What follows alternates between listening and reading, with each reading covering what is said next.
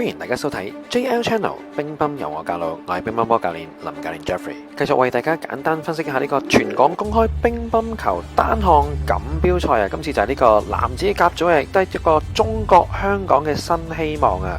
咁我哋睇下今次呢個我哋嘅港隊嘅明日之星啊，姚君圖啊，睇下點樣透過佢嘅3招嘅銜接嘅主打套路啊，贏出今次呢場嘅賽事啊！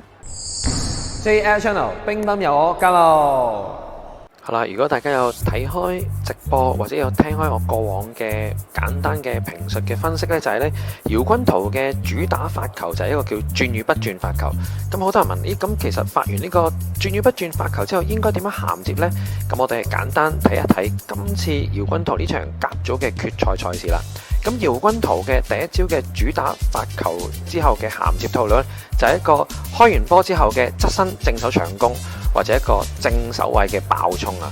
咁啊，轉與不轉發球嘅特別之處咧，就係咧對方其實難以先上手，甚至上手嘅話咧難以發力啊！咁主要夠啦，你能夠一個預判斷之後咧，預備一個少少側身或者撲正手嘅長球，然後正手嘅前3板搶攻咧就可以得分啦！咁呢個就係姚君圖嘅第一招主打發球套路之後嘅銜接技術啦。姚君圖嘅第二招發球後嘅主打套路呢，就係當對方擺短嘅時候呢，佢都一個回擺或者一個直接嘅劈長，然後再配合一個反手嘅搶攻。咁呢個就係姚君圖嘅第二招發球嘅主打套路之一。姚君圖嘅第3招發球後嘅主打套路呢，就係反手位一個反手快絲，再配合佢嘅反手變線啊，或者當對方一拉起時候呢，就一個反手嘅爆衝啊。咁啊，好多人都知道啦。咁啊，姚君圖嘅正手特強啊。咁但係呢幾年呢，隨住佢嘅國際經驗比賽增加，咁佢嘅反手嘅快絲或者反手嘅先上手呢，都非常之厲害，同埋進步咗好多。